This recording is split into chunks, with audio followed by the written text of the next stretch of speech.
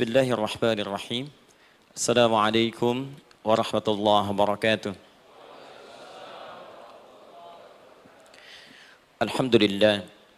Wassalatu wassalamu ala rasulillah wa ala alihi wa sahbihi wa man wala wa ba'du. Faya ibadallah, usi nafsi wa iyyakum bitaqwallahi faqad fazal muttaqun. Fala tamutunna illa wa antum muslimun.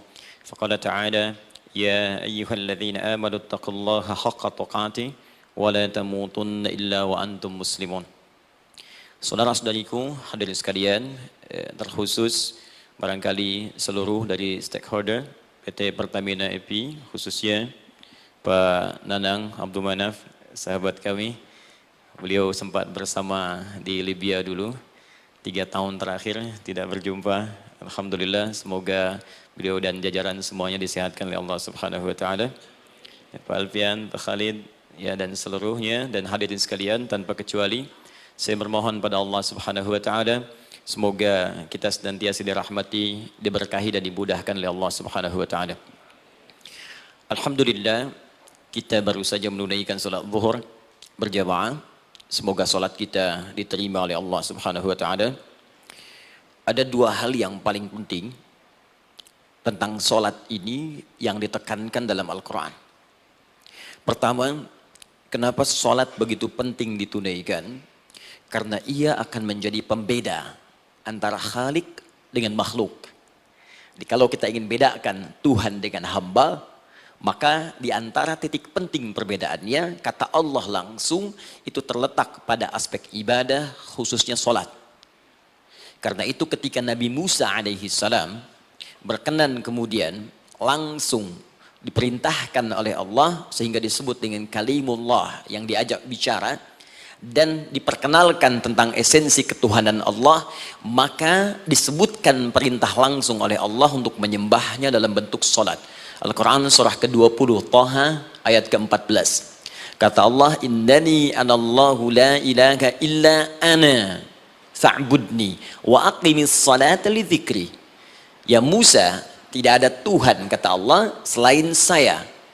Ya, maka jika engkau telah tahu saya Tuhan, bedanya Tuhan dengan makhluk, fa'budni, maka kewajiban engkau sebagai makhluk menyembah saya. Bagaimana caranya ya Allah, kata Musa? Kata Allah, wa aqimis salata, rahmatullah, wa aqimis salata li dzikri. Maka cara menyembahku itu adalah dengan salat. Karena itu semua nabi dan rasul, bahkan sebelum Nabi Muhammad SAW, diperintahkan oleh Allah untuk mengajak umatnya seluruhnya untuk sholat. Ya, Nabi Isa alaihissalam sholat. Anda buka Quran surah 19 Maryam ayat 31 sampai 33. Nabi Ismail alaihissalam, ya kakeknya Nabi ke-29, sholat. Bahkan meminta keluarganya sholat. Quran surah ke-19 ayat 55. Wa kana ya'muru ahlahu bis salah. Nabi Zakaria, saudaranya Imran, salat. Quran surah ketiga, ya, ayat ke-38 sampai dengan 39. Ayat 39-nya tegas mengatakan, "Fanadathu malaika wa huwa qa'imun yusalli fil mihrab." Jadi kalau kita urutkan dari Nabi Muhammad sallallahu alaihi wasallam sampai Nabi Adam alaihi salam, semua menunaikan salat kepada Allah Subhanahu wa taala. Ya, Muhammad bin Abdullah bin Abdul Muttalib bin Hashim bin Abdul Manaf bin Qusay bin Murrah bin Kilab bin Ka'ab bin Ghalib bin Fihir bin Malik bin Nadar bin Kinana bin Khuzaimah bin Mudrikah bin Ilyas bin Nizar bin Mudar bin Ma'ad bin Adnan bin Addi bin Adri bin Muqawwam bin Nagur bin Tarikh bin Ya'rub bin Yasjub bin Nabit bin Ismail alaihissalam bin Ibrahim alaihissalam bin Azar atau bin Nahur bin Abir bin Kinan bin Arfakhshad bin Sam bin Nuh alaihissalam bin Mihlail Matushala bin Kinan bin Anwas bin Thith bin Adam alaihissalam. Dari Nabi Muhammad SAW sampai Nabi Adam semua salat. Coba ulangi. Nanti dalil singkatnya dari Quran surah keempat ayat 163, paling kiri sebelah atas di mushaf. Inna auhayna ilaika kama auhayna ila Nuhin wan nabiyina min ba'di. Muhammad, apa yang kami telah wahyukan kepadamu sudah pernah pula kami sampaikan kepada Nuh alaihissalam dan nabi-nabi setelahnya. Kenapa tidak disebutkan Adam sebelumnya? Karena Adam itu nabi, bukan rasul. Nabi diberikan risalah untuk pribadi dan kalangan dekatnya, rasul diberikan risalah tugas untuk mengajak umat. Kenapa Nabi Adam bukan rasul? Karena zaman Nabi Adam belum ada umat. Siapa yang mau diajak? Ya? Ini bagian pertama. Jadi kalau kita hari ini masih mendapat kesempatan sholat, alhamdulillah, ini artinya sampai hari ini kita masih benar-benar manusia. Kan kalau ada orang yang kemudian tidak mau beribadah apalagi sholat, terkhusus ketika dia beriman, maka penting dipertanyakan, masihkah ada iman dalam dirinya? Karena itu kata Allah dalam Al-Quran, surah ke-8 ayat yang kedua, aku akan perdengarkan namaku, sehingga ketika disebutkan itu, kita bisa menguji adakah getaran iman dalam jiwa kita. Quran surah 8 Al-Anfal ayat kedua. Innamal mu'minuna alladzina idza dzukirallahu wajilat qulubuhum. Sungguh orang yang masih punya iman itu, kalau diperdengarkan nama Allah kepadanya, akan ada getaran dalam jiwanya. Karena itu setiap hari 5 kali diperdengarkan nama Allah. Untuk menguji di jiwa kita masih ada iman tidak? Bahkan dari bangun tidur, bayangkan waktunya dibagi sempurna persis. Dari mulai subuh baru bangun, menjelang ke siang, mau berakhir siang ke sore, sore pindah ke maghrib, hilang kemudian muncul gelap malam. 5 kali persis dibagi waktu. Diperdengarkan untuk menguji. Kira-kira setelah subuh siang masih ada nggak iman? Sore masih ada nggak? Ya Allahu Akbar, Allahu Akbar. Karena itu kalau iman masih ada melekat di jiwa kita, demi Allah saya katakan, begitu kita mendengar suara azan, pasti hati kita akan mengatakan, Allahu Akbar, Allahu Akbar. Wih, sudah azannya. Pernah begitu? Ya, walaupun mungkin setelah selesai, La ilaha illallah, baru azan, belum qomat. Ya, itu normal, gak apa-apa. Yang penting iman masih ada. Nah, ini menunjukkan ada getaran dalam jiwa. Satu itu. Yang kedua, ini yang jarang dimanfaatkan teman-teman. Jadi seringkali sholat dimaknai pada ibadah formal bagian pertama saja. Adapun yang keduanya, ini yang jarang digali. Padahal sekali saja dalam sehari, itu 5 kali Allah menunggu kita. Ternyata sholat itu satu-satunya wasilah ibadah yang disebutkan dalam Al-Quran untuk langsung memohonkan semua kebutuhan yang kita rasakan. Bahkan sebelum kita diminta sholat, itu kalimat pertamanya bukan ibadahnya. Kata Allah, kau punya masalah apa? Sedang butuh apa? Sedang punya problem apa? Buka Quran surah kedua Al-Baqarah ayat ke-45 sampai 46. Paling kanan pertengahan di usad. Wasta'inu bis-sabri was-salah. Perhatikan kalimatnya, indah sekali. Ya Allah menempatkan salatnya bagian kedua. Kata Allah, wasta'inu, hei hambaku, jika kalian punya persoalan dalam kehidupan, maka perhatikan kalimatnya baik-baik, wasta'inu, mintakan solusinya kepadaku. Jadi kalau sedang punya masalah, bukan bikin status, gak akan selesai. Sedang eksplorasi minyak, gak keluar-keluar, bikin status. Duh, susah sekali yang ngebornya. Gak akan selesai. Jalan macet, bikin status. Jakarta macet, ya gak akan selesai. Ya, apa yang harus dilakukan? Kata Allah, jika anda beriman kepadaku, yakin denganku, maka wasta'inu, punya persoalan, minta kepada Allah. Caranya bagaimana? Satu, bis-sabri, terima dulu masalah itu, jangan dikeluhkan. Kaidah lain muncul, karena mustahil saya akan titipkan persoalan kalau tidak anda mampu mengatasinya. Kaidah Quran surah kedua ayat 286, kita hafal ayatnya. La yukallifullahu nafsan illa usaha. Perhatikan kaidahnya. Allah tidak mungkin menguji seorang hamba di luar batas kemampuannya. Jadi kalau kita sedang punya ujian di rumah kah, pekerjaan kah, kehidupan sosial kah, sebesar apapun ujian itu, kata Allah, memang karena anda yang sanggup. Kalau nggak sanggup gak akan diuji. Di ujian itu berbanding lurus dengan kemampuan. Mustahil seorang hamba diuji di luar batas kemampuannya. Jadi kalau anda sekarang pun sedang punya masalah sebesar apapun, kata Allah, memang cuma kamu yang sanggup, yang lain tidak. Maka jangan mengeluh. Jangan anda katakan, ya Allah, why me? Kenapa saya? Kata Allah, why not? Memang kamu yang mampu, yang lain tidak. Nah, ketika anda bisa menerima itu dengan sabar, baru datang kalimat kedua, wassalah. Kemudian datang tunaikan sholat dan mintakan solusi kepadaku lewat sholat. Ya, sedikit ya, lihat sini. Saya berikan sedikit uraian Al-Quran. Saya boleh menulis sini? Boleh ya? Ibu, maaf, agak jauh. Ibu kelihatan ini? Oh, belum saya tulis, bagaimana bisa kelihatan? Luar biasa. Cuma di Pertamina, belum ditulis udah kelihatan. Maaf, lihat sini, wasta'inu. Baik, ya. Saya ingin sedikit sekali. Ini redaksi Quran itu indah sekali diksinya. Wasta'inu. Lihat sini. Kata Allah, jika anda punya persoalan dalam hidup, maka mintakan solusi. Terima dulu masalahnya dengan sabar, karena kita dipercaya oleh Allah. Gini, cara memahaminya. Allah aja percaya dengan kita. Masa kita nggak percaya diri? Allah yakin dengan kita, kita mampu. Masa kita nggak yakin? Terima dengan sabar. Kemudian wassalah, mintakan solusinya lewat salat. Kata perintahnya dibuka dengan kalimat wasta'inu. Kalau kita ingin rubah kata perintah ini, fi'il amr, ingin dirubah ke dalam bentuk permohonan, minta, maka rubah kalimatnya menjadi nasta'in. Lihat, nasta'in. Baik, wasta'inu, kata Allah, kalian punya persoalan, ayo minta solusi padaku. Terus kita pengen minta, ya Allah, kami ingin minta. Maka dalam bahasa Arab, kalau kita ingin merubah kalimat ini ke dalam bentuk permintaan, kita katakan nasta'in. Saya tanya pada Anda, pernah nggak dalam sholat kita mengucapkan kalimat nasta'in? Ada? Masih ingat? Baik, apa kalimatnya? Iyyaka na'budu wa iyyaka nasta'in. Perhatikan, iyyaka na'budu wa iyyaka nasta'in. Iyyaka na'budu, iyyaka, ya Allah, Engkau perintahkan aku untuk ibadah. Maka sekarang aku ibadah, sholat. Hanya kepadamu saja.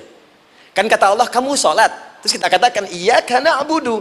Sekarang kami sholat, ya Allah. Nama lain sholat itu ibadah. Kalau kita ibadah, na'budu. Dari mana tahunya nama lain sholat ibadah? Quran surah ke-20 ayat ke-14. Fa'budni wa aqimis sholata li dzikri. Ibadah kepadaku, caranya sholat.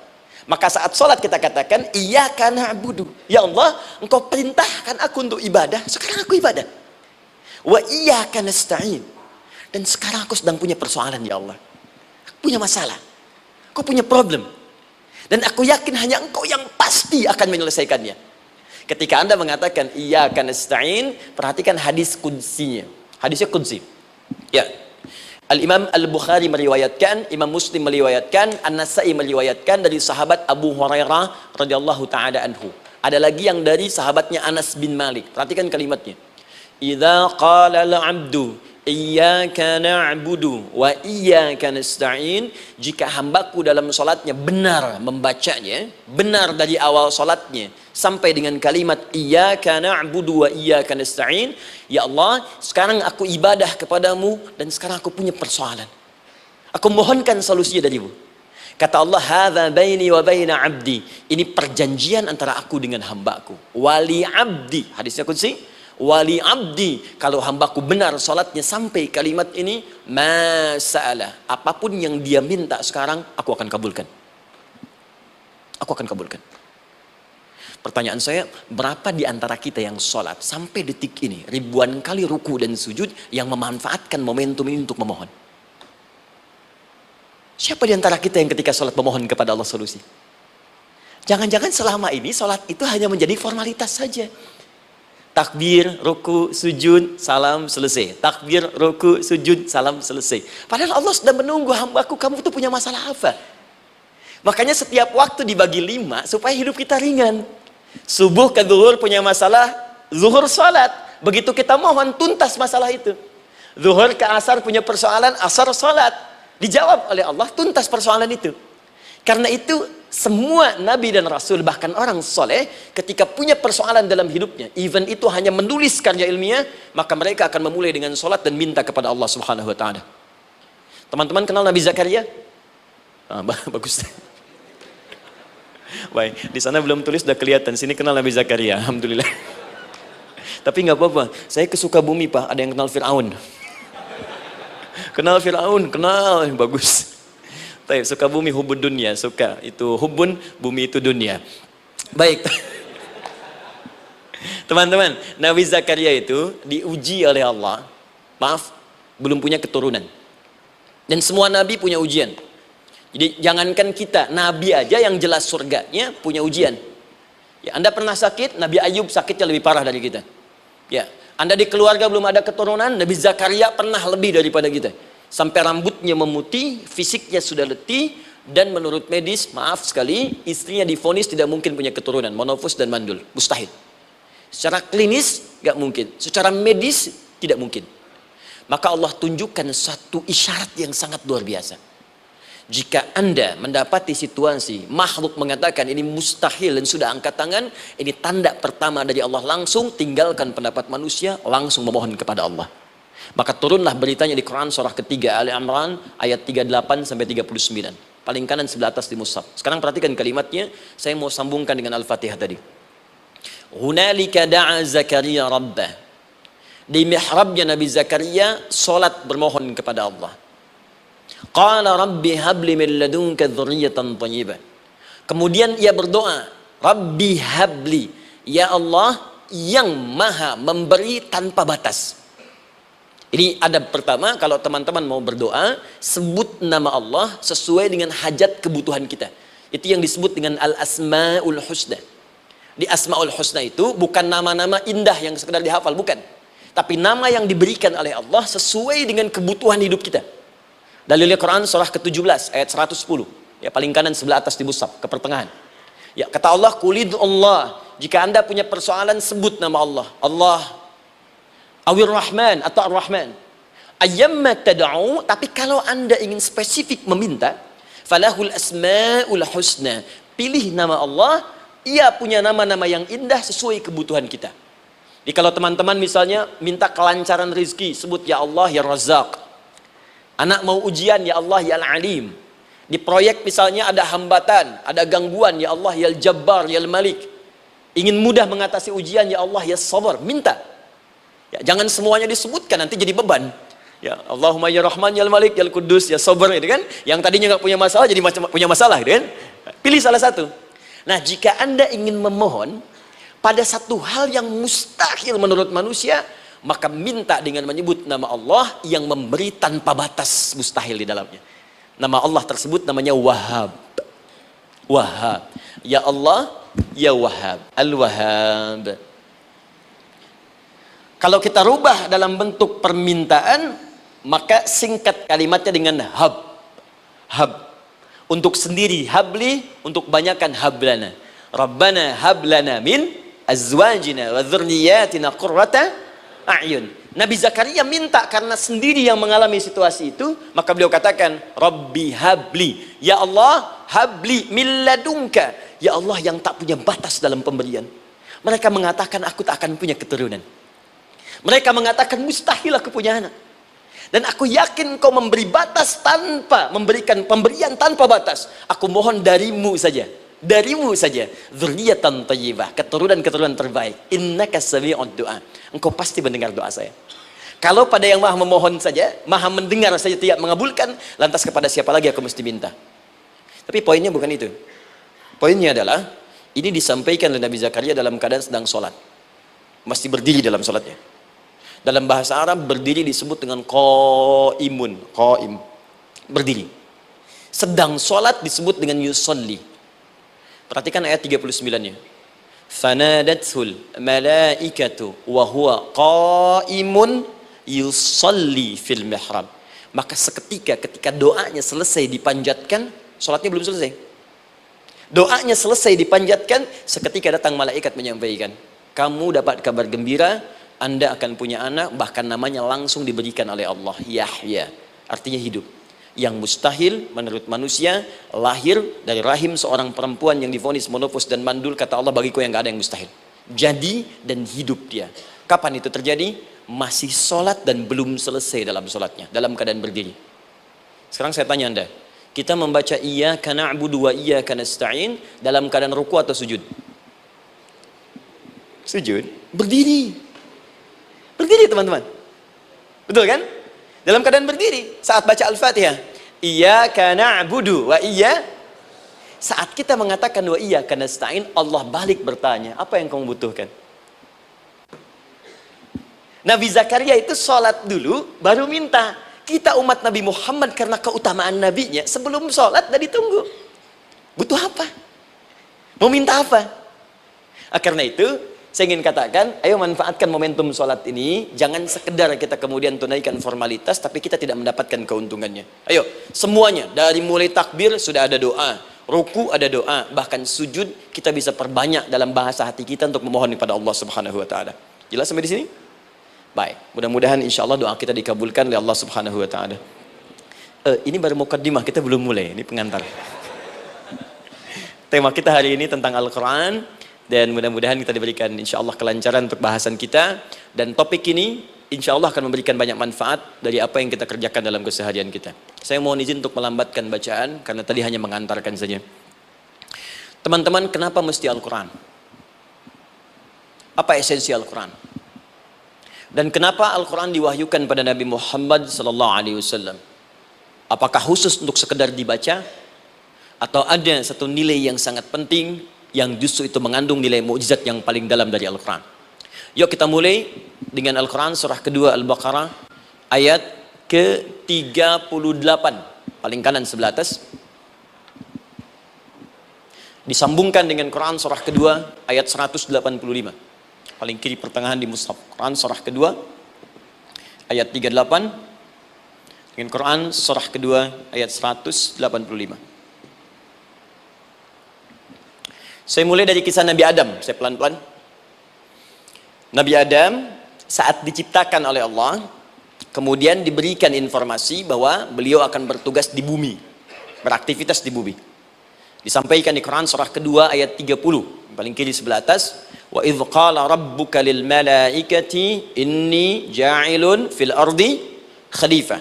Kata Allah, dan pelajari, ingat ketika kami menyampaikan pada para malaikat, kami akan menugaskan satu makhluk, manusia namanya Adam, di bumi tugasnya. Untuk menjalani hidup di bumi.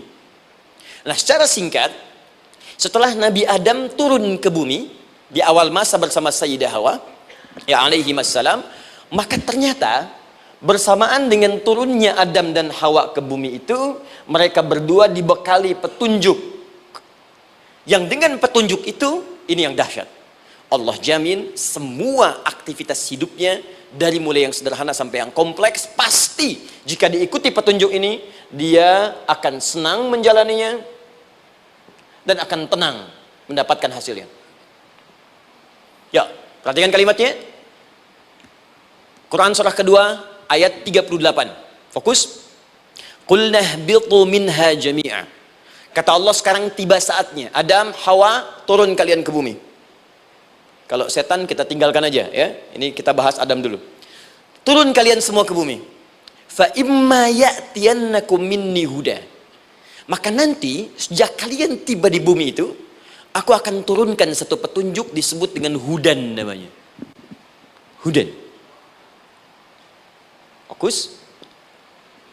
Faman tabi'a hudaya, maka jika Anda dan keturunanmu mengikuti semua detil di petunjuk ini, fala khaufun alaihim walahum yahzanun, maka aku pastikan engkau dan seluruh keturunanmu akan menjalani hidup di muka bumi dengan tenang dan senang. Fala khauf, khauf itu gelisah, takut. Lawan dari takut apa? Tenang. Lawan dari gelisah, tenang. Kata Allah, jika Anda mengikuti tuntunan hidup yang ini, maka saya jamin semua hidupmu tenang. Walahum yahzanun, dan saya pastikan selama hidup di muka bumi itu kalian tidak akan pernah bersedih. Senang. Lawan sedih itu senang. Jadi ternyata kita itu diminta tugas di bumi itu bukan untuk dipersulit. Jadi kalau ada yang hidup sampai saat ini sedih deh, di rumah tangga sedih, di kantor nggak tenang, pasti di antara poinnya bukan nggak mampu senang, tapi boleh jadi yang hidup ini tidak membaca petunjuk kehidupannya.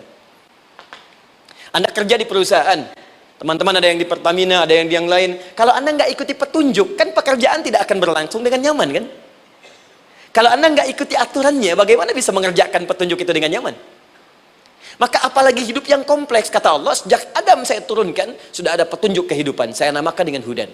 Anda ikuti petunjuk ini, maka langsung jaminan dari Allah, semua yang Anda jalani dalam hidup, pasti saya jamin senang dan tenang. Petunjuk ini disebut apa? Hudan. Nah, agak cepat. Di setiap masa Nabi Adam selesai hidupnya, generasi kemudian berkembang, datang lagi Nabi Nuh sampai ke Nabi Muhammad SAW. Perhatikan baik-baik. Setiap berganti generasi akan turun hudan sesuai dengan kebutuhan masyarakatnya pada saat itu. Baik, Nabi Musa menerima kitab apa namanya? Nabi Musa Taurat. Taurat disebut hudan dalam Al-Quran. Muncul Nabi Musa, kitabnya disebut Taurat. Perhatikan baik-baik. Tahukah teman-teman ketika Taurat disebutkan dalam Al-Quran? Buka Quran surah ke-17. Ya, ayat yang kedua. Wa ataina Musal kitaba. Kami berikan kepada Musa kitab. Lihat, wa ja'alnahu hudan li bani Israil. Dan kitab yang kami berikan itu yang disebut Taurat, Ali Imran ayat yang ketiga, wa anzalat Taurata wal Injil. Kami berikan Taurat kepada Musa. Nah, saat Allah turunkan Taurat itu hudan li bani Israil. Isi Taurat ini adalah petunjuk kehidupan khusus untuk Bani Israel saja, umatnya Musa. Jadi kalau umat Nabi Musa mengikuti petunjuk hudan Taurat ini, kata Allah, saya jamin semua hidupnya tenang dengan senang. Nabi Isa turun Injil. Injil disebut hudan dalam Al-Quran. Dan yang terakhir, saya cepat karena waktu kita terbatas, ketika Allah menurunkan Nabi Muhammad SAW dan dipilih sebagai Rasul, maka saat yang bersamaan beliau pun diberikan petunjuk untuk umatnya. Dan dahsyatnya petunjuk itu pun disebut dengan hudan. Buka Quran surah kedua ayat 185. Syahrul Ramadhan alladzi unzila fihi al-Quran. Di bulan Ramadan itu, kata Allah, saya turunkan Al-Quran. Kenapa saya turunkan Al-Quran? Hudal linnas. Saya jadikan Quran ini sebagai petunjuk, pedoman hidup linnas, bukan terbatas untuk satu komunitas, tapi untuk seluruh manusia sampai kehidupan berakhir. An-Nas disebutkan 241 kali dalam Al-Quran, menunjuk pada semua manusia tanpa kecuali. Ini bedanya Al-Quran dengan kitab sebelumnya. Taurat hanya untuk kalangan tertentu saja. Jadi selesai nabinya, selesai kitabnya. Injil hanya kalangan tertentu saja. Nabinya selesai, selesai kemudian misinya. Tapi Al-Quran tidak. Ini kalimat pertama langsung dari Allah. Walaupun nabinya wafat, tapi karena Al-Qurannya didesain oleh Allah untuk seluruh manusia sampai kehidupan berakhir, maka pasti Al-Quran itu di setiap masa akan mampu dijadikan pedoman dalam kehidupan. Nah, jadi prinsip pertama, ketika Allah menurunkan Al-Quran, sebenarnya tujuan utamanya bukan sekedar dibaca. Bukan. Tapi di dalamnya itu ada petunjuk hidup, Pak, Bu. Dan yang buat, yang menciptakan kita. Bukankah Anda kalau ingin memperbaiki sesuatu akan datang kepada penemunya, penciptanya? Anda punya handphone, ada masalah, kan datangnya ke counter handphone. Anda punya mobil, ada persoalan, bukankah datangnya ke dealer? Sekarang kita ingin tahu persoalan hidup kita. Ingin tahu gambaran hidup kita, ingin tahu misi dan visi hidup kita. Kemana kita kemudian bertanya? Pada pencipta kita. Nah, kata Allah, ketika saya utus manusia pertama kali ke bumi, saya sudah turunkan bagaimana cara menjalani kehidupannya. Dan ternyata berita baiknya untuk kita diberikan oleh Allah satu petunjuk utuh, langsung disebutkan, isinya disebut dengan Al-Quran. Jadi dari Al-Fatihah sampai dengan An-Nas, dia bukan bacaan biasa. Semua di dalamnya ada petunjuk kehidupan kita dari mulai bahkan dalam kandungan sampai kita wafat kepada Allah Subhanahu wa taala. Kalau diikuti petunjuk ini, langsung turun jaminan dari Allah. Hidup kita pasti akan tenang dan nyaman. Saya bacakan cepat ya. Tapi nggak usah ditulis, nanti kalau teman-teman agak terlambat mengikutinya, Anda buka kembali rekamannya, Anda boleh runtutkan kembali. Saya baca cepat saja, dan ini insya Allah Anda hanya akan temukan dalam Al-Quran. Nanti saya berikan rahasia di akhir sebelum kita akhiri. Yuk, satu, Anda silahkan bandingkan dengan buku manapun, referensi manapun, Anda hanya akan temukan dalam Al-Quran. Dari sejak sebelum lahir, bagi perempuan yang tengah mengandung, langsung Allah berikan tuntunan bagaimana agar kandungan itu berjalan dengan sehat, nyaman, dan mudah ke persalinan. Quran surah ke-7 ayat 189. Perkembangannya bisa diamati dan dicek kemudian, ya, baik ke dokter atau yang lain. Nanti perkembangannya disebutkan di Quran surah ke-22 ayat ke-5. Dirinci lagi di Quran surah ke-23 ayat 11 dari 9 sampai dengan 13. Kemudian mulai terlahir, dari lahiran diberi petunjuk oleh Allah. Nih, berikan ASI maksimal 2 tahun. Kalau ingin berhenti sebelum 2 tahun boleh, begini caranya. Quran surah ke-2 ayat 233. Dari sampai usia 2 tahun menjelang balik, kata Allah berikan 4 pendidikan dini. Ini turunannya, disebutkan 1, 2, 3, 4. Jika Anda ajarkan ini, maka anak ini akan tumbuh. 1, dekat dengan Allah. 2, dijamin taat pada orang tuanya. 3, dia akan baik dengan lingkungannya. Dan 4, dia akan bertahan dalam kebaikan sampai dia dewasa. Quran surah ke-31 ayat 13 sampai dengan 19. Usia 7 tahun. Ya, mulai dia balik misalnya, dia akan mulai belajar. Bagaimana cara belajar yang baik supaya cepat paham, gampang mengerti. Turun Quran surah ke-9 ayat 122. Amalannya di Quran surah 96 ayat yang pertama. Kemudian rinciannya diturunkan di Quran surah kedua ayat 282 di ujung ayatnya. Lalu bagaimana mencari sekolah yang bagus, majlis yang baik, guru-guru yang baik, diturunkan Quran surah ke-58 ayat ke-11. Dicontohkan tentang Maryam dan Nabi Isa alaihissalam di Quran surah ketiga ayat 35 sampai dengan 37. Naik lagi, dia mulai dewasa, ya, mulai bergaul, bahkan kadang-kadang merantau, punya tempat komunitas berbeda. Bagaimana supaya dia bergaul tidak terpengaruhi oleh lingkungan yang tidak baik. Maaf ya, kadang-kadang ibu yang sudah mengandung, melahirkan, ayah mencari nafkah, tiba-tiba anak pergi bahkan ke kampus, ke sekolah, dapat teman yang gak bagus, pulang-pulang mengecewakan Anda. Dan bagaimana menemukan tempat-tempat yang baik untuk bisa menjaga perilaku anak ini? Ditemukan nanti di Quran surah ke-49 ayat ke-13-nya. Dirinci perkembangannya di Quran surah ke-12 Yusuf ayat 2 sampai dengan ayat 29-nya. Sampai ketika dia akan mulai kemudian menikah, kata Allah, pilih pasangan yang baik dengan ta'aruf, berikan mahar yang sempurna. Quran surah ke-4 ayat ke-4. Kemudian dia mulai menikah. Kata Allah, sebelum menikah, pelajari dulu fikih nikah. Banyak orang yang menikah, tapi karena tidak belajar tentang persoalan rumah tangga, apa yang akan terjadi di rumah tangganya. Detil Pak, Bu. Kata Allah, ini, kalau kamu berbuat begini, akan ada miskomunikasi. Kalau ada miskomunikasi, persoalannya akan begini. Solusinya begini. Maka diturunkan dasarnya di Quran surah ke-30 ayat 21, detilnya di Quran surah ke-4 ayat 34 sampai dengan 35, paling kiri sebelah atas sampai dengan ke tengahnya. Anda berlanjut, diterangkan oleh Allah, hei, tugas suami saat mulai pertama kali menikah, maka tugas yang pertama siapkan untuk mencari nafkah.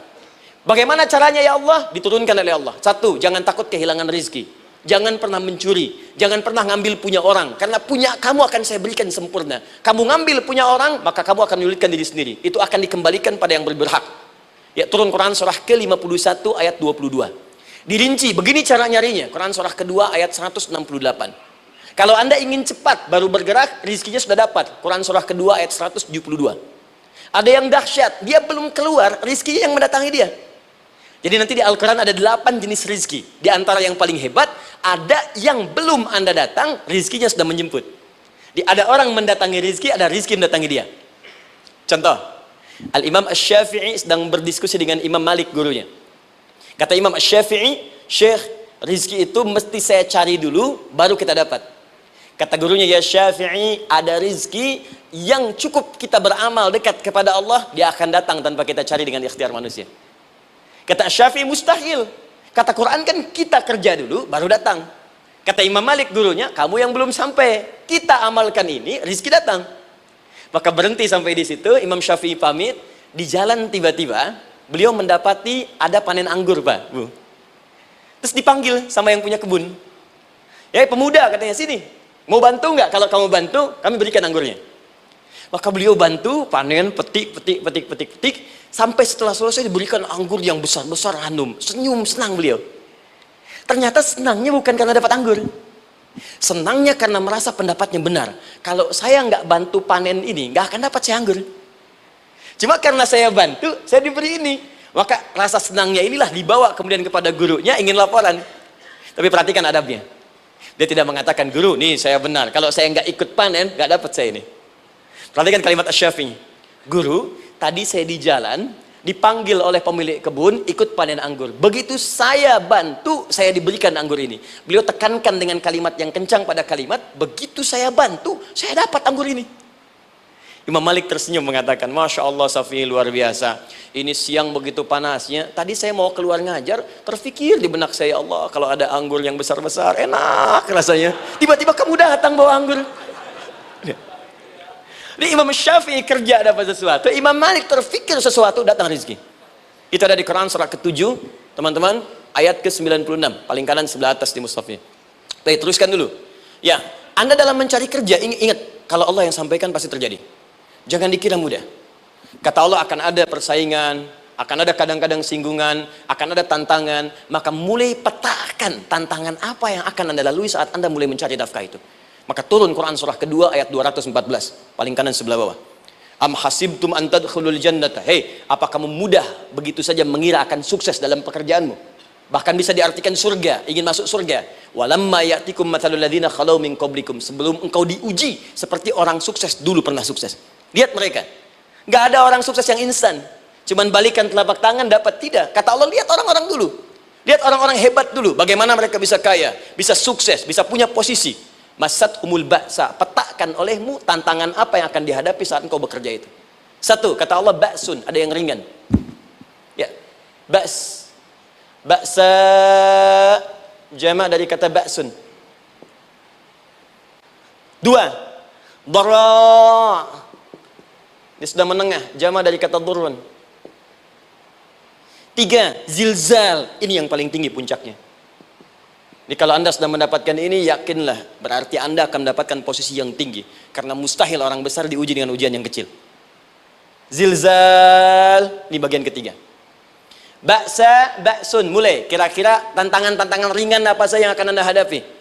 Ya, kalau saya contohkan misalnya dengan contoh yang lain singkat, Anda mau ke masjid, ingin konsisten, mulai hijrah, ingin dekat dengan Allah, tiba-tiba yang tadinya nggak mau ke masjid, mulai ke masjid, diuji dengan hujan. Yang kecil, rintik-rintik, shower. Begitu hujan, orang Arab mengatakan kalau hujannya bisa lewat tanpa payung pun, orang Arab mengatakan la ba'sa. La ba'sa ini ringan. Orang kita sambungin, labas. Dari bahasa Arab, lewat. Nah, jadi kalau Anda mau berangkat nih, siap bekerja, siap hadapi tantangan. Baru mau lewat hujan kecil, berarti itu tantangan kecil kita lewati. Macet, petakan, cari jalan yang kemudian sempurna, jalan yang kosong, buka Google-nya, buka Waze-nya, buka map-nya, cari. Jadi kalau pada yang kecil aja belum kita lewati, bagaimana mendapatkan yang besar? Anda mau ke masjid, dikasih hujan kecil, mau berangkat gak jadi. Papa, kenapa gak jadi? Hujan mah, kan ada payung, takut riak. Tuh. Setelah itu darwa, maaf, tantangan fisik. Kadang-kadang mulai ke fisik, mulai mengganggu, ya, maaf, dirincikan kemudian oleh Al-Quran. Turun Quran surah ke-21 ayat 87 sampai 88, kisah Nabi Yunus alaihissalam. Yunus beraktivitas, bekerja, bukan berarti nggak ada tantangan. Kadang-kadang dibawa, kadang-kadang diusir, kadang-kadang Anda dapat misalnya proyek, kadang-kadang sudah mulai masukkan tender, tiba-tiba gagal, diserobot orang, kadang-kadang orang yang dapat, Anda yang ngajukan, itu biasa. Kata Allah itu biasa, bukan cuma Anda, yang lain pun ada. Bukankah Allah ajarkan kisah Sayyidah Hajar alaihissalam dengan Ismail? Bukankah bolak-balik naik Safa Marwah, kadang di atas, kadang di bawah, kadang lihat peluang sampai Marwah ternyata bukan air. Terkadang Anda yang bekerja, tim yang lain yang mendapatkan karena kerja keras Anda, bisa jadi terjadi. Bukankah yang kerja keras Hajar yang dapat Ismail? Mungkin Anda yang konsep, yang dapat minyaknya orang lain. Mungkin Anda yang kerjakan, yang suksesnya teman Anda, gak ada masalah. Dan itu kemudian akan bermanfaat bagi Anda. Tidak mungkin setiap keringat yang keluar dari diri kita mustahil, kecuali akan melahirkan manfaat yang kembali pada diri kita. Tantangan. Tapi yang paling dahsyat, ini yang gak ditemukan di sebagian referensi yang kita baca. Ketika Allah menjelaskan semua tahapan-tahapan tantangan ini sampai ke puncaknya zilzal. Zilzal itu kalau bahasa sekarang gempa. Ada ujian yang menggoncang hati kita. Ketika Anda kerjakan, ya Allah, tantangannya dahsyat. Kenapa mesti saya, ya Allah? Kau nggak selesai-selesai, ya Allah. Itu wajar, teman-teman. Itu biasa. Kata Allah, orang dulu saja mengatakan, mata nasrullah, kapan ini selesai? Berbahagialah kalau teman-teman sudah mendapatkan tantangan puncak yang paling tinggi ini. Ini artinya Allah sedang mempersiapkan Anda menjadi orang besar di kemudian hari. Dan cara mengatasinya diturunkan Quran surah ketiga ayat 142, paling kiri sebelah atas. Perhatikan dahsyatnya. Yang pertama diterangkan tantangannya, yang kedua dijelaskan cara mengatasinya. Saya mau berhenti sampai di titik ini, nanti saya terangkan cara berinteraksi dengan Al-Quran. Ya, perhatikan baik-baik. Kata Allah, jika kelak engkau sudah bisa memetakan tantangan ini, maka siapkan solusi untuk mengatasinya. Ayatnya dibuka dengan kalimat yang sama persis. Saya pernah sampaikan teori ini di dua perusahaan besar di Indonesia. Yang pertama, ada salah satu perusahaan, karena ini direkam saya nggak sebutkan perusahaannya, perusahaan otomotif besar, sedang turun gratis, kemudian juga ada inflasi yang tinggi. Terus saya terangkan teori Quran. Dia praktekkan berhasil, Pak. Padahal saat itu saya presentasi di depan non-muslim. Non-muslim. Sales-sales se-Indonesia dikumpulkan, saya bedah tentang ini. Dan mereka berhasil. Sampai sekarang naik lagi. Yang kedua sama, ini direkturnya juga non-muslim. Tapi nggak apa-apa, kita diskusi. Dan mau mendengar teori ini. Dan praktekkan, naik. Ya, dulu di satu perusahaan minyak juga. Sedang turun-turun, karyawan semua dikumpulkan. Lalu kita bahas tentang ini, kita terangkan. Yang ini yang paling menarik dari Al-Quran. Kalimatnya sama persis. Quran surah ketiga ayat 142. Am hasibtum an tadkhulul jannata. Apa Anda duga akan begitu mudah mendapatkan kesuksesan dalam hidup? Tolong fokus baik-baik. Jangan selalu mengartikan jannah dengan surga. Karena asal kata jannah itu artinya kesuksesan, kebahagiaan yang belum tampak. Surga, kenapa disebut dengan jannah? Karena itu puncak kebahagiaan kita yang belum nampak sekarang. Saya kasih rahasia ya. Ini di antara kita saja nih. Kalau ada kata jim dengan nun di depannya, itu pasti tidak nampak, tersembunyi. Apapun tambahannya. Ya, misal, jin kenapa disebut dengan jin? Karena memang ketika diciptakan, dia tidak tampak, tersembunyi. Lawannya ins, karena itu kita disebut ins, karena saat lahir kita tampak. 18 kali disebutkan dalam Al-Quran. Ya ma'syaral jinni wal ins, wa ma khalaqtul jinna wal ins. Jadi jin disebut jin karena memang fitrahnya tersembunyi, gak nampak. Jadi kalau ada jin melakukan penampakan, itu jin sedang kena masalah, sedang keluar dari fitrah. Sama dengan manusia, harusnya tampak. Jadi kalau ada manusia yang senang sembunyi-sembunyi, dia sama dengan, bukan saya yang bilang, sedang punya masalah. Ke kantor sembunyi-sembunyi, hati-hati Pak Alfian tuh. Biasa ada pintu depan, masuk pintu belakang. Suami di rumah buka WA sembunyi-sembunyi, Bu hati-hati itu. Pulang lewat pintu belakang, berarti sedang punya persoalan dalam hidup. Setiap ada jim dengan nun, pasti tersembunyi. Ibu punya janin, rahim, dalam rahim ada janin. Kenapa disebut dengan janin? Jim, nun, ya, nun. Karena sosok itu belum nampak dalam pandangan kita. Nanti kalau sudah lahir, baru tampak. Jannah, kenapa disebut jannah? Karena belum tampak dalam pandangan kita, nanti kelihatan. Karena itu dalam Al-Quran, kata jannah itu tidak dikhususkan dengan surga. Tidak dikhususkan dengan surga. Kadang-kadang menunjuk aspek kesuksesan yang belum tampak. Anda mau ngubur minyak, minyaknya belum tampak, belum kelihatan. Anda mau kerja, ya hasilnya kan belum tampak, baru ikhtiar sekarang. Karena itu orang Arab disebut kaya kalau mereka mendapatkan kebun yang tak tampak sebelumnya. Kebun anggur, bukan kurma, kalau kurma banyak. Kebun anggur, ada apel, ada jeruk, sampingnya ada sungai-sungai, disebut dengan jannah. Ya, kalau punya unta, nggak kaya di Arab, biasa. Karena yang kelihatan padang pasir, unta, hitam, merah, biasa. Tapi kalau sudah punya kebun, kebun anggur, yang sulit di padang pasir ada kebun, itu baru disebut kaya. Karena itu orang Arab kadang mengartikan jannah dengan aspek kesuksesan yang belum tampak. Diartikan dengan kebun anggur, kebun apel, dan macam-macamnya. Perhatikan, am hasibtum an tadkhulul jannah. Apa Anda duga ingin sukses itu begitu mudah? Sukses jadi tidak. Walamma ya'lamillahu alladhina jahadu minkum wa ya'lamas sabirin. Perhatikan baik-baik. Sebelum Allah memastikan pada diri Anda terdapat dua hal yang paling utama untuk mengatasi tantangan tadi. Satu, jahadu, kesungguhan, serius. Jadi kalau mau sukses, mesti serius. Kerja serius, cintai pekerjaan Anda. Ya, belajar anak-anak serius, pastikan belajar dengan serius. Jangan cuma anak-anak duduk paling belakang, nggak pernah nanya, kadang ngantuk, pulang, ujian, besoknya mau ujian, baru belajar. Ya, sistem SKS, sistem kebut. Ya kadang-kadang sejam Bu, Pak. Saya pernah ada orang di luar ngadu waktu di Libya, Ustadz gimana ini orang Indonesia? Kenapa? Saya belajar 3 bulan, besok mau ujian. Teman antum orang Indonesia pinjam catatan saya, baru semalam dia dapat 8, saya 7,5. Saya bilang, Anda belum tahu sistem SKS itu. Baik ya. Tapi itu bukan solusi, begitu ujian selesai ilmu lupa.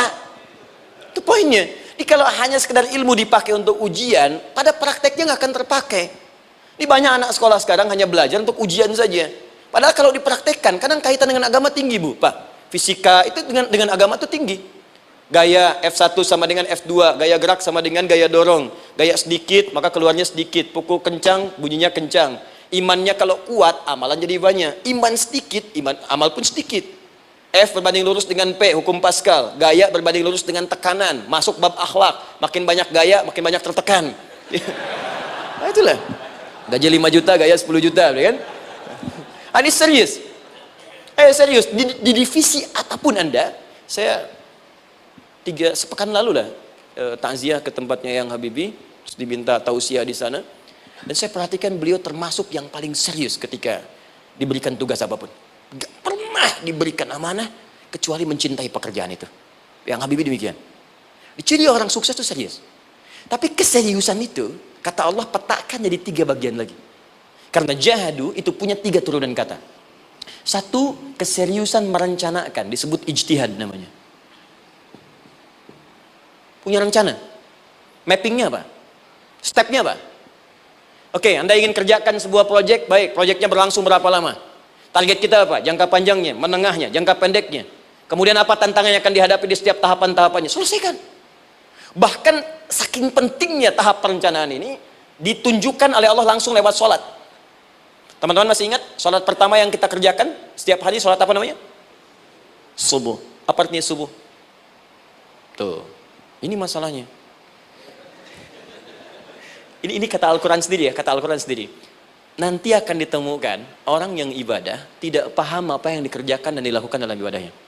Contoh sholat. Kata Allah akan ada orang sholat yang saat sholat tidak mengerti apa yang ia baca dan ia lakukan dalam sholatnya. Jujur tanyakan pada diri kita. Sampai detik ini, dari sekian ribuan kali ruku dan sujud, berapa persen bacaan sholat yang kita pahami? Jangan-jangan kita ruku tapi nggak ngerti yang dibaca. Sujud tak paham yang diungkapkan. Bagaimana bisa khusyuk? Mustahil. Maka kembali ke sini. Kenapa sholat pertama itu disebut dengan subuh? Teman-teman, ternyata semua nama sholat dari subuh sampai isya, plus bacaan dan gerakan dari takbir sampai salam, itu bukan sekedar gerakan semata. Semua ada artinya, ada maknanya. Dan diajarkan oleh Nabi langsung. Subuh disebut dengan subuh. Ada 2 kata. Satu, fajar. Quran surah ke-17 ayat 78. Inna Qur'an al-fajri kana mashhuda. Kedua, subuh di surat At-Takbir. Was-subhi idza tanaffas. Kenapa disebut fajar? Fajar itu pancaran positif, pancaran kebaikan. Jadi kalau yang baik disebut fajar. Kalau yang jelek disebut fujur. Fujur ada di Quran surah 91 ayat 7 sampai 8. Wa nafsi wa ma sawwaha fa'alhamaha fujuraha wa taqwaha. Fujur itu rambatan, gelombang buruk yang muncul dari nafsu. Ya, ditembuskan ke elemen tubuh kita. Misal gini. Tiba-tiba pengen marah. Ya, di tubuh kita mengatakan melotot, maka ini ada pancaran di hati kita nyambung kemudian ke mata. Ini rambatan dari sini ke mata disebut fujur namanya.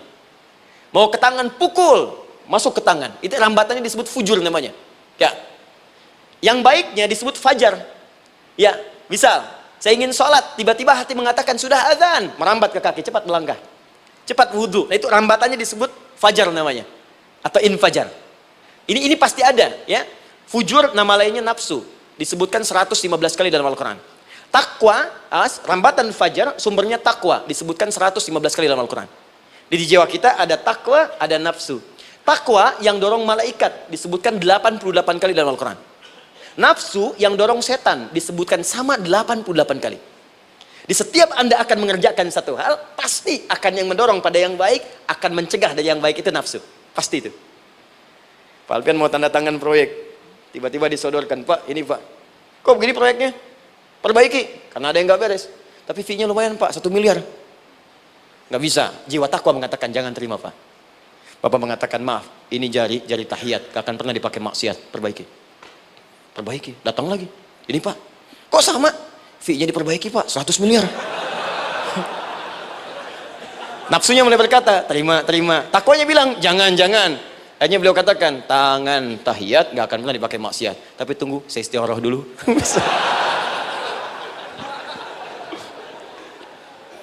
Nah, waktunya, ini salatnya disebut fajar. Kenapa disebut fajar? Karena saat kita tidur, terus dengar suara azan, Allahu Akbar, maka memancar dari iman kita, rambatan untuk merespon suara itu. Bangun kita untuk menunaikan salat.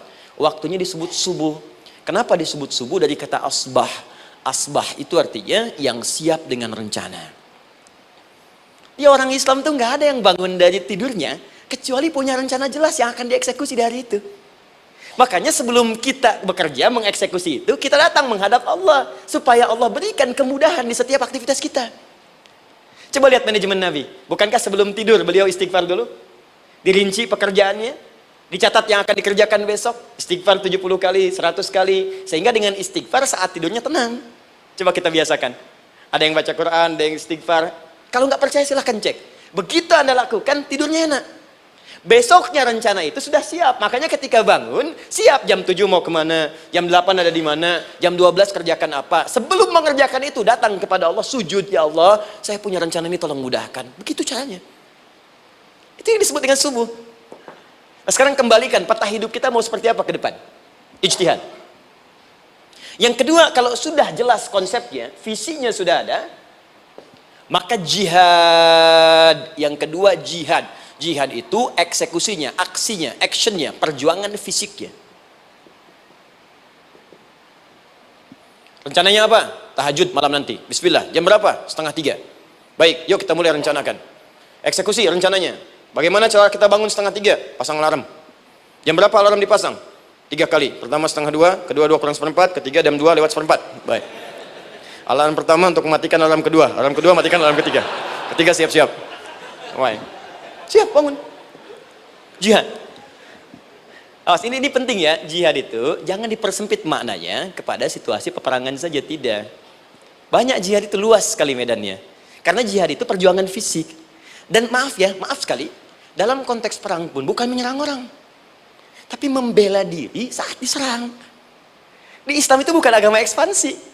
Cek di sejarah, nggak ada Islam menyerang. Yang ada itu membela diri saat diserang. Atau saat orang lain dizalimi dan kita diminta untuk terlibat, kita membantu. Ini bukan dalam konteks sekarang yang banyak dibincangkan, tembak orang, bom orang, nyerang orang, bukan. Itu waktu kejadian bom Tamrin itu pertama, saya di Lampung posisinya. Itu begitu meledak, duar. Pertanyaan pertama Pak di Majelis Taklim, Ustadz, apakah bom di Jalan Tamrin termasuk jihad fisabilillah? Saya bilang, Pak, sependek pengetahuan saya, jihad fisabilillah itu jihad di jalan Allah, bukan di Jalan Tamrin. Kaidahnya beda. Nah, misal mencari nafkah itu jihad. Cari nafkah jihad. Quran surah keempat ayat 34, paling kiri sebelah atas. Tugas pertama ketika menikah, kata Allah, ar-rijalu qawwamuna 'alan nisa. Setiap lelaki itu diminta oleh Allah untuk mengatur bagian rumah tangganya. Jadi pemimpin di rumah tangganya. Ya bima faddalallahu ba'dahum 'ala ba'din, karena diberikan kemampuan untuk memimpin. Di pemimpin itu ada di suami. Dan ciri khas pemimpin, Bu, biasanya ciri khas pemimpin apa, Bu? Bukan tegas, bukan. Ciri khas pemimpin itu tidak mau dipimpin. Makanya kalau ada sesuatu, masukkan lewat usulan, jangan beri saran. Kalau saran susah, itu pemimpin. Baik, tapi yang paling luar biasa kata Allah, perhatikan kalimatnya indah sekali.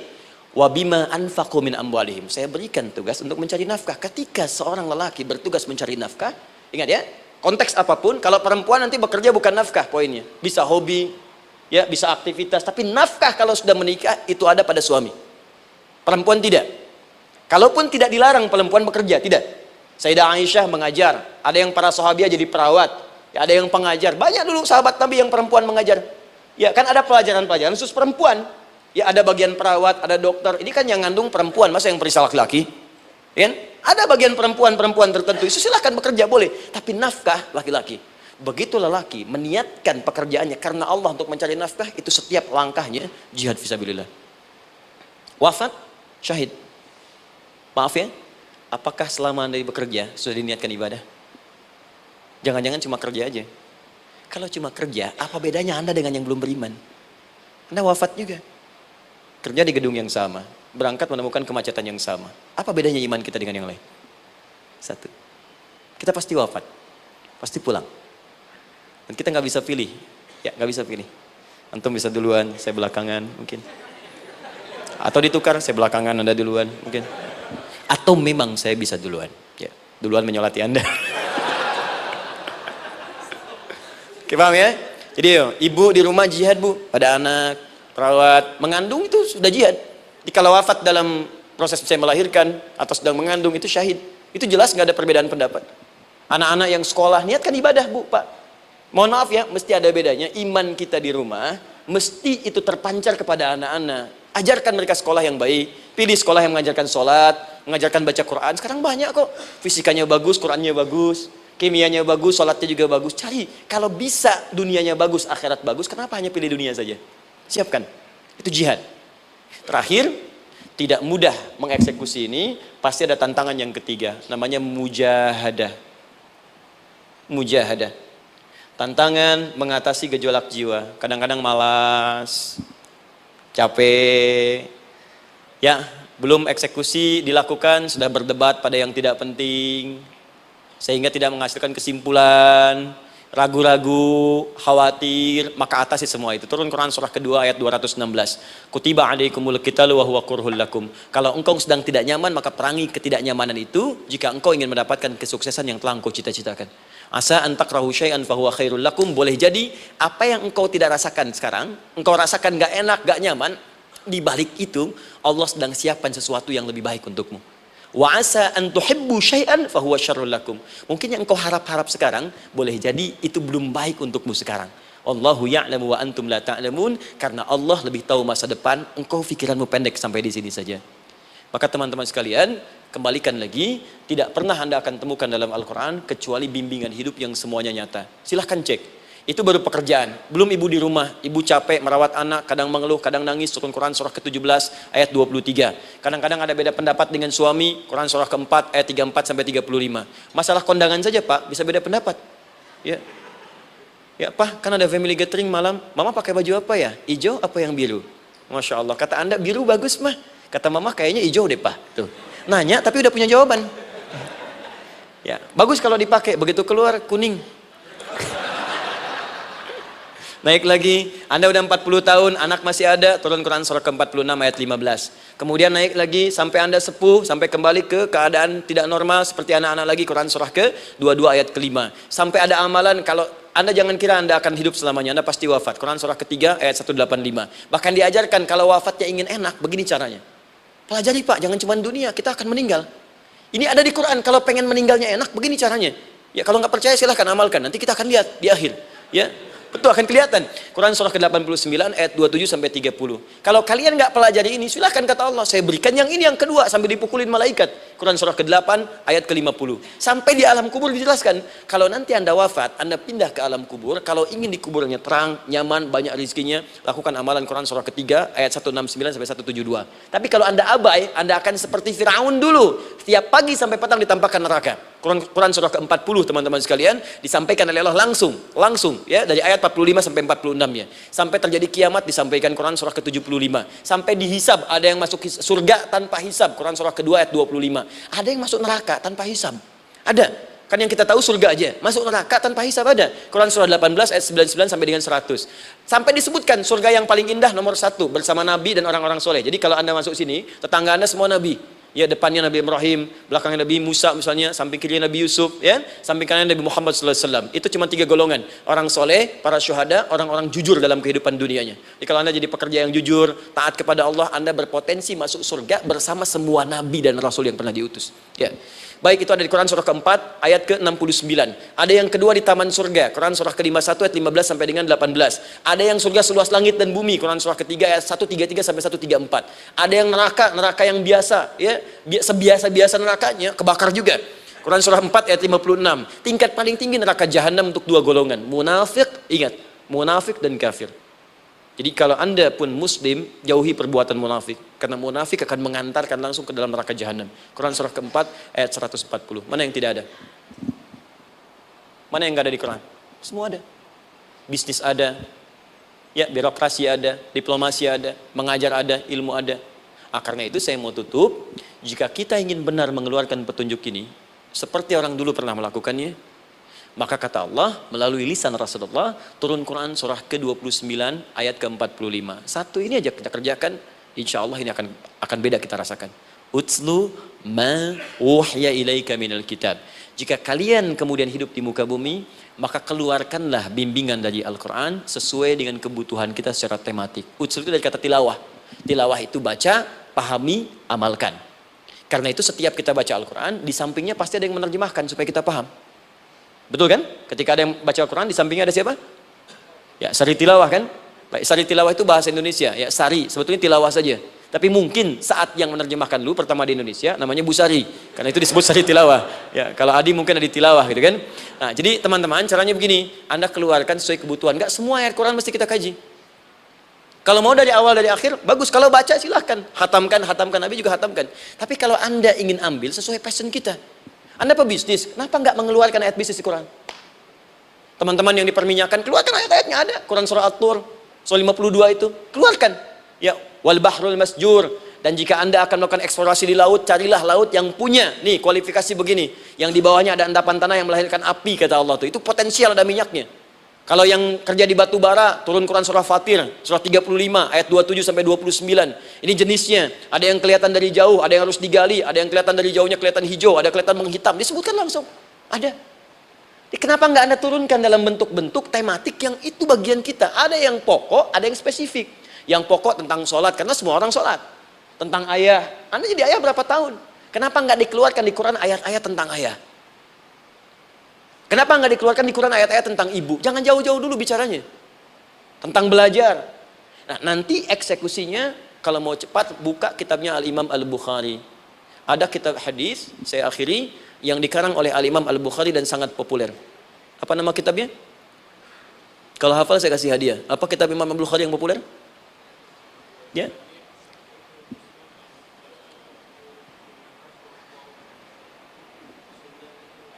Baik, Anda saya kasih hadiah umrah.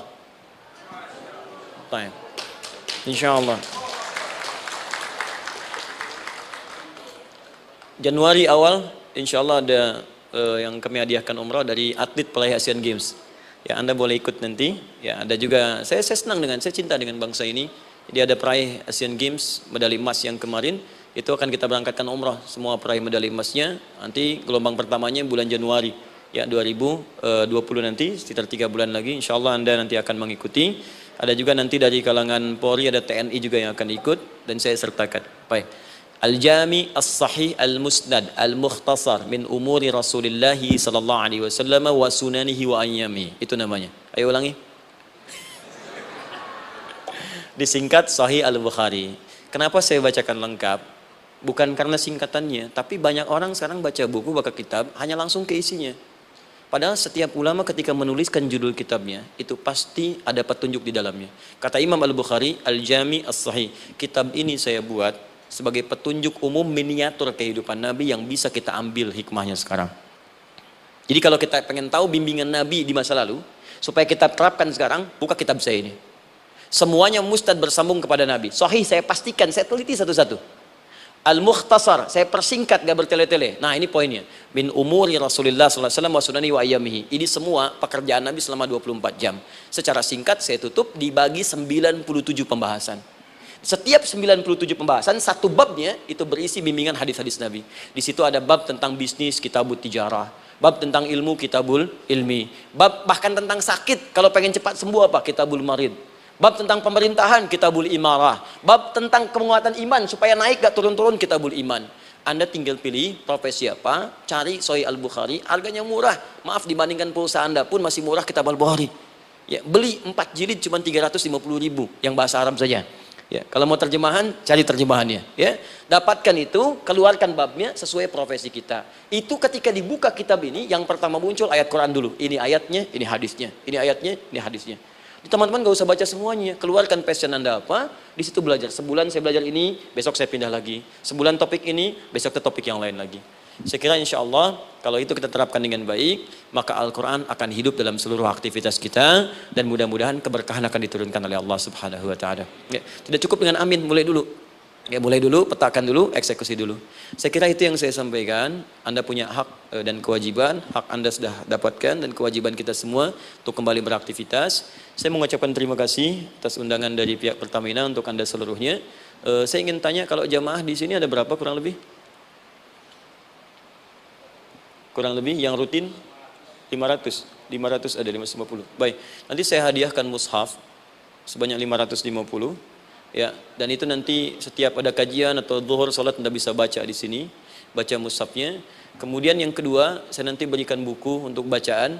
Ya, itu buku yang saya berikan insyaallah tentang manusia. Jangan-jangan selama ini kita jadi manusia, kita tidak tahu mau kemana kita. Ya, itu saya keluarkan dari Al-Quran langsung, seperti apa Allah menerangkan tentang kemanusiaan kita. Saya juga hadiahkan sejumlah yang sama, 550. Nanti satu orang bisa mendapatkan satu-satu. Dan terakhir barangkali, mau hafal Quran? Oh mau, baik, alhamdulillah. Alhamdulillah. Saya berikan mushafnya yang spesial. Nanti kita mulai dengan 10 juz dulu ya. Nanti saya berikan At-Taisir yang 10 juz. Itu ada mudah untuk bisa menghafal Quran. Mulai dari 10 juz dulu, nanti bisa disempurnakan. Saya berikan 550 Quran khusus untuk dijadikan sebagai hafalan. Nanti cara menghafalnya bisa dibuka saja di YouTube. Nanti di situ ada cara kami menjelaskan. Dan bulan depan kita ada karantina akbar. Jadi menghafal Quran dalam 30 hari. Alhamdulillah angkatan pertama sudah selesai. Ada yang hafal 24 hari, 23 hari. 30 juz, bukan juz 30 ya. Ada yang 30 hari. Ya, ada juga. Sekarang sedang gelombang kedua. Mudah-mudahan di Pertamina ini juga insya Allah dalam proses bekerja ada juga yang menghafal dan hafal Quran insya Allah ya. Saya kira itu, nanti pulang dari sini dikabari. Kalau ada mobil disiapkan, kalau tidak ada kami juga coba antarkan. Nanti kami siapkan dan mudah-mudahan bisa bermanfaat untuk teman-teman. Kalau ada yang bisa saya lakukan untuk bersinergi di sini untuk membuat teman-teman lebih dekat dengan Allah, sampaikan dan saya dengan senang hati. Ya, saya datang sendiri, tulis sendiri, nerangin sendiri, ngapus sendiri, gitu kan. Terus juga berikan apa yang Anda butuhkan. Kalau dengan semua itu Anda belum juga dekat dengan Allah, ya saya harus bagaimana lagi gitu kan. Baik. Kita berdoa, mudah-mudahan doa kita dikabulkan Allah. Ada 3 cara berdoa. Pertama cukup dengan hamdalah kalau singkat. Kedua kalau ada perselisihan, kifaratul majlis. Dan yang ketiga, kadang Nabi berdoa, sahabat mengikuti dalam momentum yang khusus. Saya ingin menggabungkan ketiganya. Mudah-mudahan dengan itu keberkahan diberikan luas kepada kita semua. Alhamdulillahi Rabbil Alamin. Hamdan syakirin, hamdan na'imin. Hamdan yuwafi ni'amahu yukafi mazida. Ya Rabbana lakal hamdu wa lakal syukru kama yanbaghi li jalali wajhikal karim wa li 'azimi sultanik.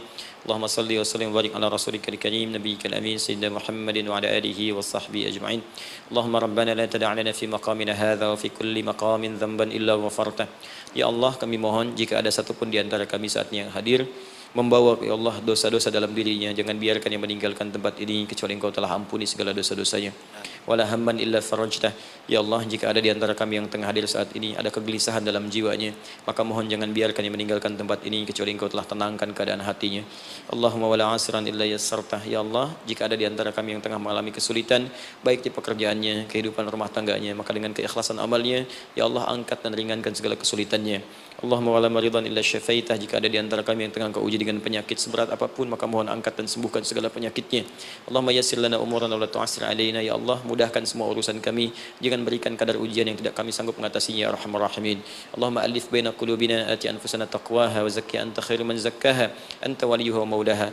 Ya Allah, mohon lembutkan hati kami untuk saling bersaudara dalam kebaikan, jauhkan kami dari perpecahan ya Allah, dan bersihkan jiwa kami agar kami bersih keadaan jiwa untuk bisa beramal dalam kebaikan dengan mendapatkan ridhamu. Allahumma rabbana atina fid dunya hasanah wa fil akhirati hasanatan wa qina adzabannar. Ya Allah, kami mohon anugerahkan segala kebaikan di muka bumi ini yang mampu kami raih, dan berikan kami segala kemuliaan di akhirat yang mampu kami dapatkan, dan mohon jauhkan kami dari segala ya Allah murka dan neraka-Mu. Allahumma barik lana ya Allah fi ailatina wa fi amalina ya Allah wa fi kulli ya Allah hayatina.